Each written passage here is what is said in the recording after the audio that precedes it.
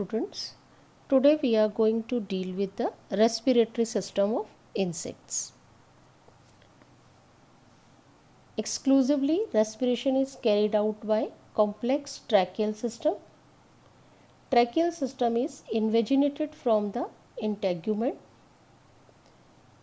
Tracheal system is lacking in large number of columbola, protura and some chironomids and endoparasitic hymenopterans and dipteran larvae.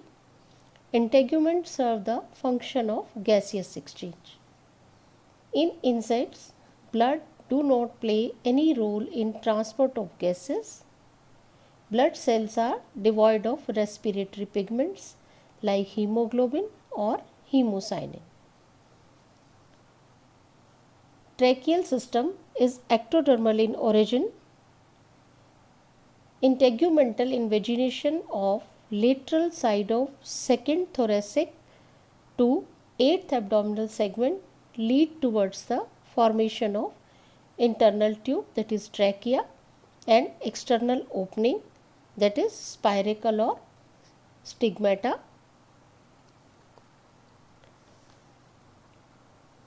Initially trachea are developed segmentally but later on fused intersegmentally, forming a complex tracheal system. Tracheal system consists of the longitudinal trunks, transverse commissures, intercalated air sacs and terminal fine tracheoles. Tracheal system is composed of two structures, the internal tubular trachea and the external orifices, the spiracles. They are initially developed segmentally. Now we will talk about the trachea. The wall of trachea shows similar but reversely organized structure of the body wall, consisting external basement membrane, middle epithelium and inner cuticular intima. The cuticular intima is divided into a series of rings forming a spiral coil or filament throughout the length of trachea except the tracheolar region and known as the tenidium. The tenidium prevents collapsing of the tracheal wall. In apterygote except Lepismatidae, the trachea are long, unbranched and free tubules, while in other insects they undergo enormous branching and unification. The proximal most part of trachea, which runs for a short distance from spiracle, is called the spiracular trachea. It gives off three branches, anterior, posterior and visceral, constituting the dorsal, ventral and visceral trachea. The anterior branches fuse to form the dorsal trachea, the posterior branches fuse to form the ventral trachea and visceral branches fuse to form the visceral trachea. The spiracular tracheae give out lateral branches which fuse with alike branches of neighboring segments and form lateral longitudinal trunks. Similarly, fusion of dorsal, ventral and visceral tracheae result into the formation of dorsal, ventral and visceral longitudinal trunks respectively. In each segment, these paired trunks are transversely connected with each other by the tracheal commissures.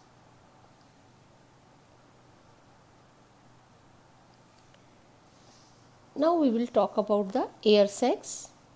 At various places, trunks and commissures dilate into large air sacs which undergo periodic contraction and expansion in order to accelerate ventilation and to provide buoyancy during flight, and may also function as heat insulators, sound resonators or hydrostatic organs in aquatic insects. They are developed abundantly in flies, wasps, bees, ants, dragonflies, and scarabid beetles. Now the tracheoles, the distal end branches of trachea which penetrate the tissue are called the tracheoles. Tracheoles are simple or branched, fine capillaries or tubes and are formed within the cells known as the transition cells or stellate cells or tracheal end cell or tracheoblast. There is no difference in the basic histology of wall of trachea and tracheole, except that the cuticle layer is uniformly annular, thin, about half in thickness and devoid of chitin or protein matrix and wax layer, but replaced by the rubber protein resilin. They are intracellular in position.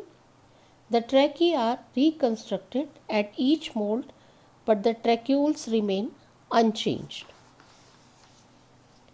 Now we will discuss about the spiracles. The spiracles simply the orifices or the opening of the internal trachea. In almost all insects except Dipleura, the spiracles are wanting.